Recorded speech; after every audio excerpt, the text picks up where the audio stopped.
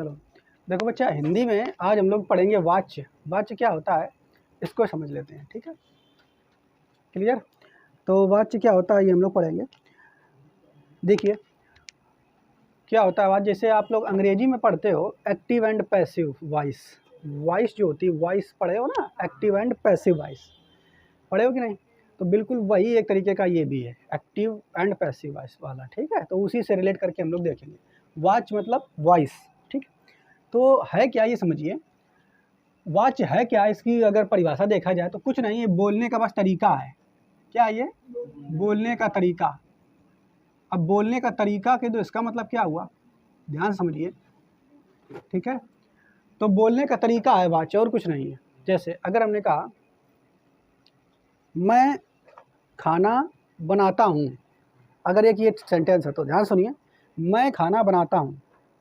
इसी बात को अगर आप कहो, या फिर मान लो कोई और हम ही कहें इसी को कि मेरे द्वारा खाना बनाया जाता है, या आप कह दो उनके द्वारा खाना बनाया जाता है। तो एक चीज़ ध्यान से देखिए, हमने कहा मैं खाना बनाता हूँ, मैं, तो यहाँ पर जो क्रिया है बनाने की, ठीक है, वो ज़्यादा जोर किस पे दे रही है, यानी मैं बनाता हूँ, कौन, मैं। तो जोर किस पे पड़ रहा है, कर्ता पे। कर्ता पे जोर पड़ रहा है कि नहीं, ठीक है। अब अगर हम कहते हैं मेरे द्वारा खाना बनाया जाता, मेरे द्वारा खाना बनाया जाता है, बनाया जाता है खाना, जोर किस पे पड़ रहा है, यानी क्रिया का जोर किस पे पड़ रहा है, खाना। मेरे द्वारा खाना बनाया जाता है। अगर मैं खाना बनाता हूँ तो क्रिया का जोर किस पे पड़ रहा है, कर्ता पर, मैं पर, मुझ पर। मेरे द्वारा खाना बनाया जाता है, मेरे द्वारा खाना बनाया जाता है। तो जब ऐसा हो जाए इस टेंट में, तो क्या है, क्रिया का जोर किस पे पड़ रहा है, खाने पे, अर्थात कर्म पे। किस पे पड़ रहा है। तो जो अंग्रेजी होती है उसमें वॉइस दो ही तरीके का होता है, एक्टिव वॉइस एंड पैसिव। लेकिन यहाँ पे वॉइस यानी वाच्य तीन प्रकार का होता है, कर्म के आधार पर, कर्म कर्ता के आधार पर, भाव के अनुसार, ठीक है। तो देखो क्या है परिभाषा लिखी है, सुनिए, लिखा हुआ कर्ता या कर्म या भाव के अनुसार क्रिया का प्रयोग वाच्य कहलाता है। कर्ता या कर्म या भाव के अनुसार, ठीक है, क्रिया का प्रयोग, किसका प्रयोग, क्रिया का प्रयोग वाच्य कहलाता है। अब अगर मैं कह दें मेरे द्वारा चला नहीं जाता, मेरे द्वारा चला नहीं जाता, ठीक है, या मुझसे अब चला नहीं जाता, मुझसे अब चला नहीं जाता, अगर मैं कह दें तो ऐसा लग रहा है कि भाई इस भाव होगा है कि बहुत कमज़ोर होगा व्यक्ति। तो यहाँ पर पूरा जो भाव मतलब जो क्रिया का दामोदार टिक गया है वो भाव पर टिक गया है, किस पे चला गया है, बात समझ पाए। तो जब भी कभी क्रिया का पूरा फोकस हो जाए, या तो कर्म पर हो जाए, या तो कर्ता पर हो जाए, या तो भाव पर हो जाए, तो उसी हिसाब से वाच्य निर्धारित होता है। वाच्य मतलब वॉइस, बोली, और कुछ नहीं, बोली, बोलने का तरीका। तो वाच्य का मतलब कुछ और नहीं, बोलने का तरीका ही होता है। वाच्य का मतलब ही होता है बोलने का तरीका। किसके हिसाब से बोल रहा है, कर्ता के हिसाब से बोल रहा है तो कर्मवाच्य, किसके हिसाब से, कर्म के हिसाब से बोल रहा है तो कर्मवाच्य, भाव के हिसाब से बोल रहा है तो भाववाच्य। तो हिंदी में वाच्य कितने हैं, तीन।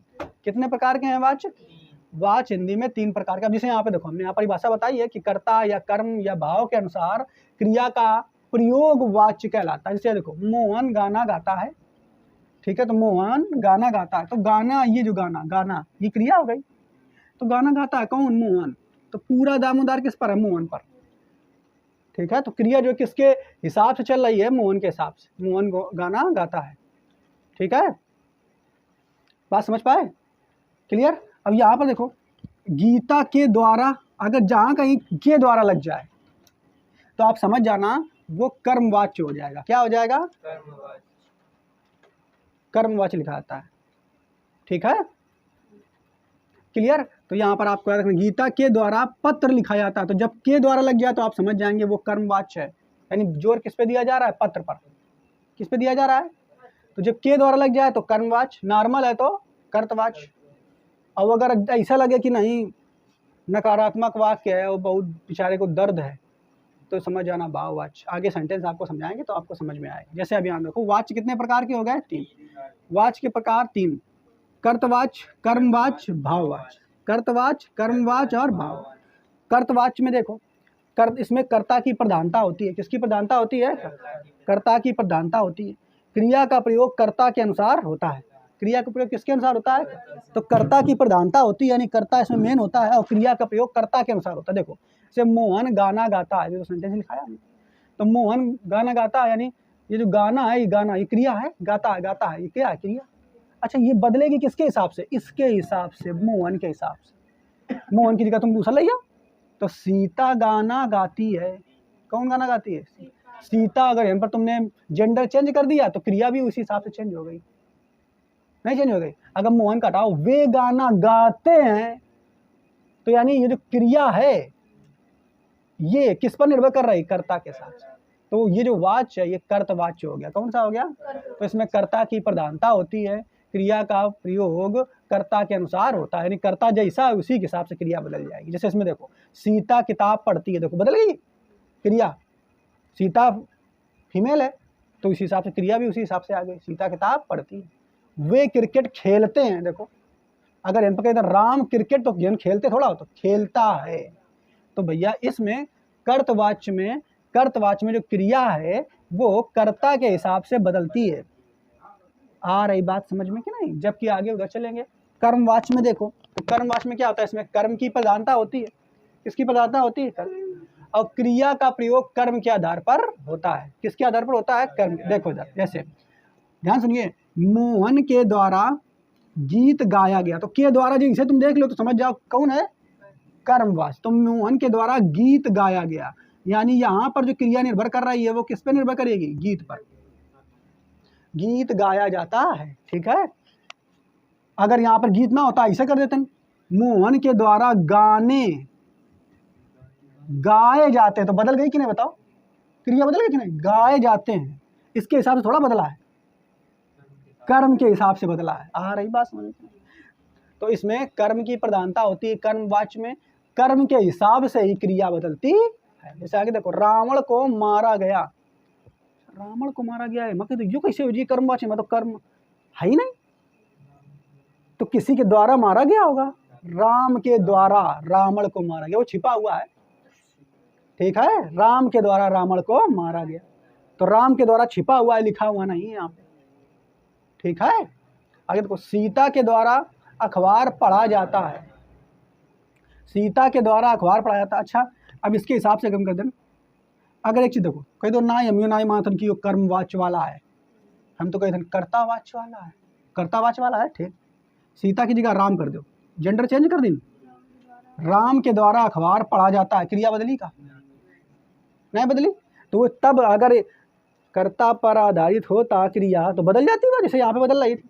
लेकिन यहीं पे अगर कर्म को बदलो, देखो कर्म कौन है? अखबार। तो सीता के द्वारा किताबें पढ़ी जाती हैं, बदल गई कि नहीं? कर्म बदला हमने, क्रिया बदल गई। तो इसमें जो है कर्म की प्रधानता होती है, और क्रिया जो है कर्म के हिसाब से बदलती है। क्रिया किसके हिसाब से बदलती है? आगे देखो, अब बस के द्वारा ध्यान रखिए, इसमें के द्वारा होता है कर्मवाच्य में। आगे एक और डाल, कक्षा में बच्चों को पढ़ाया जाता है, कक्षा में बच्चों को पढ़ाया जाता है। तो यहाँ पे जो जोर दिया जा रहा है, कक्षा में बच्चों को पढ़ाया, कौन किसके द्वारा? किसी न किसी के द्वारा पढ़ाया जाता होगा। तो कक्षा में बच्चों को टीचर के द्वारा पढ़ाया जाता है, वो छिपा है के द्वारा, ठीक है। तो बस आप यहाँ से भी समझ जाएंगे। क्लियर? समझ में आया कि नहीं? सरल सा आई, कुछ कठिन नहीं है, बिल्कुल वाच्य बिल्कुल है, सरल होता है। 10 मिनट का टॉपिक है, बहुत ज़्यादा समझाने के लिए, ठीक है। आगे देखेंगे, कर्मवाच्य में चलेंगे। तो कर्मवाच्य आपको याद रखना है, याद रहेगा कि नहीं? समझ में आ गया? ये पढ़े और सब, इसमें क्या समझाना। भाववाच्य, तो भाववाच्य में क्या है? इसमें क्रिया की प्रधानता होती है, उसमें प्रधानता थी कर्ता की, इसमें प्रधानता है कर्म की। भाववाच्य में किसकी प्रधानता है? क्रिया की। किसकी प्रधानता है? क्रिया की, यानी इसमें प्रधान कौन हो गया? क्रिया। जबकि अंग्रेजी में भाववाच्य जैसा कुछ नहीं होता है, ठीक है। याद रखेंगे कि नहीं? तो इसमें किसकी प्रधानता होती है? क्रिया। तो आपसे पूछ लेगा क्वेश्चन में कि भाववाच्य में किसकी प्रधानता होती है? क्रिया की। उसमें तो पता है कर्तवाच्य, अच्छा कर्ता की प्रधानता, कर्मवाच्य था कर्म की प्रधानता, भाववाच्य में किसकी प्रधानता? क्रिया की। तो भाववाच्य में किसकी प्रधानता होती है? क्रिया। आगे, अधिकतर अकर्मक क्रिया का प्रयोग यहाँ पे किया जाता है, ठीक है। इनके जो वाक्य होते हैं उसमें अकर्मक क्रियाओं का प्रयोग किया जाता है। अकर्मक का मतलब जानते हो? सकर्मक और अकर्मक। सकर्मक का मतलब होता है जिस क्रिया के साथ कर्म चाहिए, वे सकर्मक क्रिया। और अकर्मक क्रिया, कर्म की आवश्यकता नहीं होती। आगे देखो, असमर्थ, अधिकतर असमर्थता दिखाने वाले वाक्य किसमें आते हैं? असमर्थता मतलब बहुत कमज़ोर है, कर नहीं पे भी कुछ काम, इस वाले वाक्य आएंगे। इसके अलावा ज़्यादातर नकारात्मक वाले वाक्य आते हैं। कौन वाले आते हैं? निगेटिव। तो कितनी बातें याद रखनी है कि भाववाच्य में जो होता है क्रिया की प्रधानता होती है, आकर्मक क्रिया ज़्यादातर वाले सेंटेंस आते हैं। उसके अलावा असमर्थता दिखाएंगे ऐसे वाक्य आते हैं। उसके अलावा नकारात्मक वाक्य होते हैं ज़्यादातर। ठीक है, तो देखते हैं भाई कुछ उदाहरण से। उनसे अब दौड़ा नहीं जाता, उनसे अब दौड़ा नहीं जाता। देखो ध्यान सुनिए, क्या कह रहा है? उनसे अब दौड़ा नहीं जाता।